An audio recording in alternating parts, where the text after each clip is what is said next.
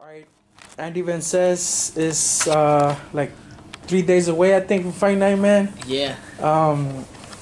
You've been very outspoken, man. It's a very important fight for your career and De Leon's career. Just tell us about what's in the line, and where's all this emotion coming from, man. Oh yeah, I mean, it's this is the biggest fight of my career. It's the biggest fight of Eric's career. He's 17-0, 10 knockouts, undefeated fighter, signed a top rank. I'm 20-0, 12 knockouts, undefeated fighter, signed a top rank. What's on the line for this fight is the future for a world title. This fight is so big, having two prospects fighting at this weight, me defending my belt. Him fighting me at this stage so early in our careers. I think that's why everybody's excited and so pumped up for the fight. But nah, I wouldn't say too much emotion. Just very outspoken in how I feel, how I'm prepared for this fight. Like I feel like, he has all the hype. He's a big amateur standout. I understand that. Like there's a lot of people that follow him, but I think a lot of people are overlooking me and what I bring to the table as far as size, as far as range, distance. Hey, your boy's gonna eat while you're trying to make weight. Oh, it's all good. You know what? I actually encourage them all to eat, dude. When I'm making weight, like it doesn't bother me. He's disciplined, bro. I'm disciplined, and I do my thing. But some fighters are dying. They're like 3 hours. They look like they're a ghost. Like.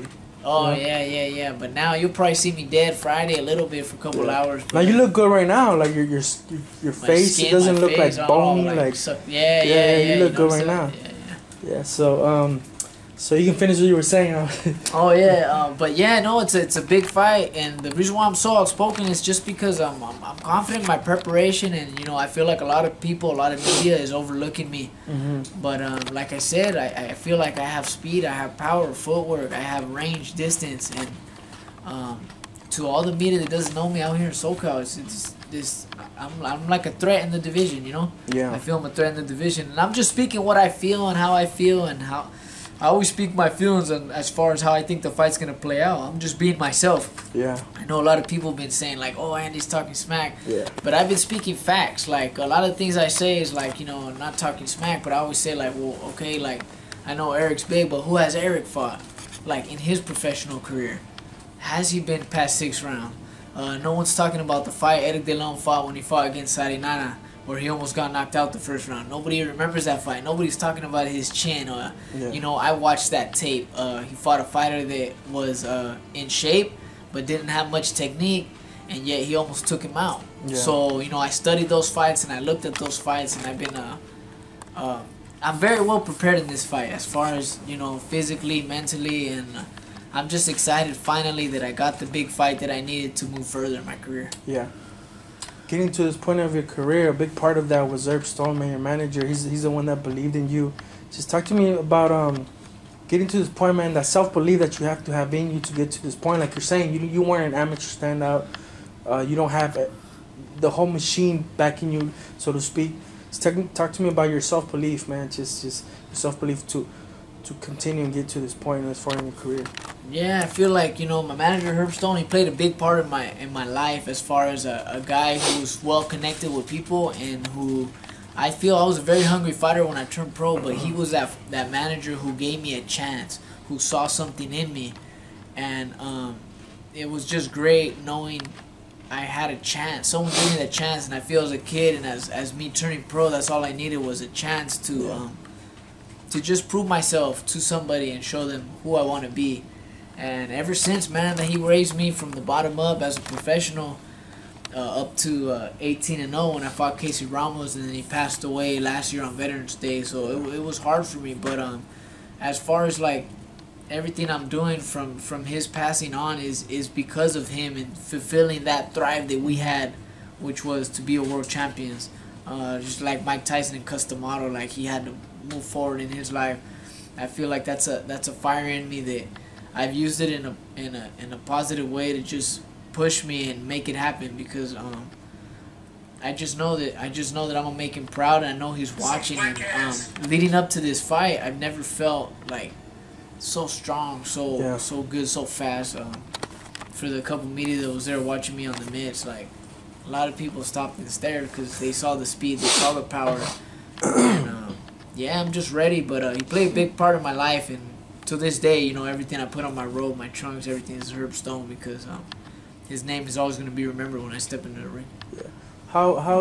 Just talk to about the last, and not to make you reflect on that too much, because I know it's a difficult moment in your life, but talk to me about the last moment, the last conversation you had with them, like genuinely the last moment where you and Herb just sat down and talked about where you were going, where you were at, and just in life in general. I know you must have had a lot of advice in life just too. You know, he's been through the game and all.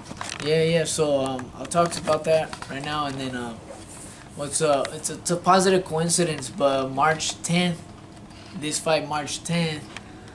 Last year, March 10th, this same day, but last year was the last time he was present at my fight when I fought Angel Hernandez. And here I am a year later, March 10th, fighting the biggest fight of my career. Yeah.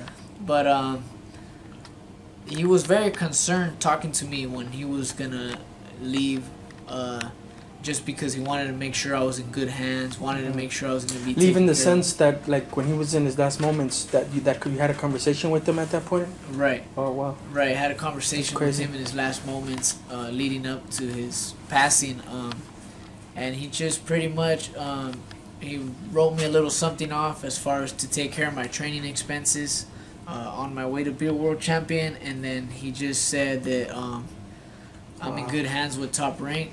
He made my manager now is Mike Basil, the guy who works my corner on my cuts. He pretty much overlooks all my paperwork, and he just told me stick with the people that you're with now, and you'll get there. You're with a good promoter, you're in good hands, and I know you're gonna be fine. And it was a hard moment seeing him there like that, because we always talked about it, and I always told him, hey Herb, I'm always gonna take a picture every time I see you, and he was like, why? And I was like, because that's all I'm going to have to look back is pictures.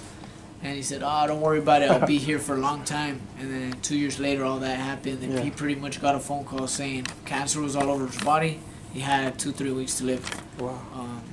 So that's like, I mean, for any of us, getting a call like that and they say you have 3 weeks to live, it's kind of like all at once. Yeah. But he went on no water, no food for like 2 weeks, bro. Yeah. Crazy. Yeah, he was a strong man, a strong guy. How did that change you, just maybe as an individual or as a fighter? How did that change you? You're saying it sparked the fire, so how would you describe that? How did it change you, that change, that metamorphosis or whatnot? Well, it just, I feel like when he passed away, I was depressed. I was depressed a little bit because I didn't know how to move forward, but I thought about what he would want. Like, if I would just get sad and get depressed and not do anything, like, he'd be mad about me, or he'd be I wouldn't be making him proud in a way where he believed in me. So what I did was I kind of just used it and thought about what he would want me to do, and then that's when I put in my head at that moment when I was feeling that way, I said, you know what, fuck that, I'm gonna be a world champion because that's what he wanted me to do. So I'm gonna keep it rolling and just train hard every day and just make it happen, because he sold me that way to Top Rank. He sold me and told them that I'm going to be a world champion, that I have what it takes. So I'm just out to prove to myself and to him that I'm going to make it happen. But it really humbled me. When that happened, it humbled me in a way where you learn to appreciate every day, everybody in your life, and just be grateful, because you never know when that person is going to leave this world. Yeah.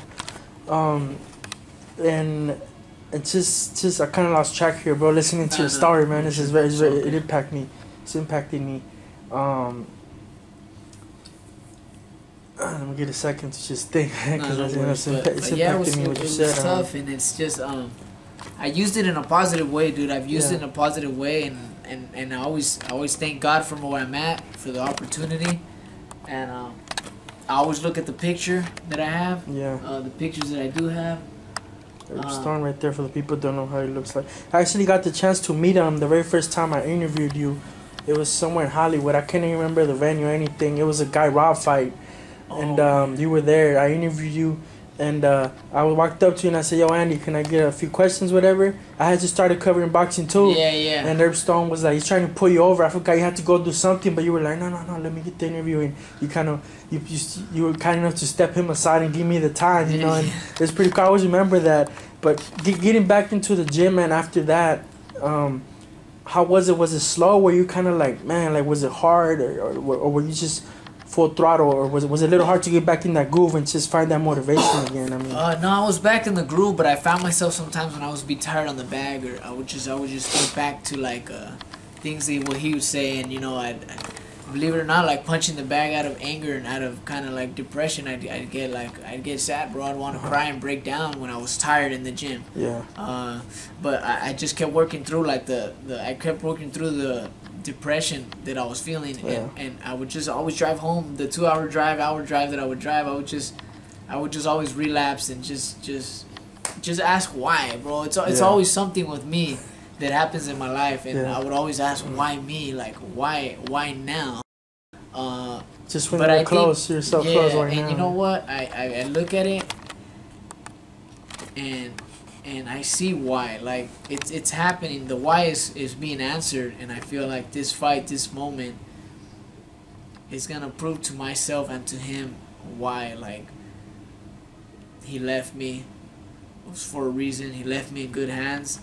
And here I am using that drive to just go all the way to the top, bro. Because that was our dream, to go to the top together.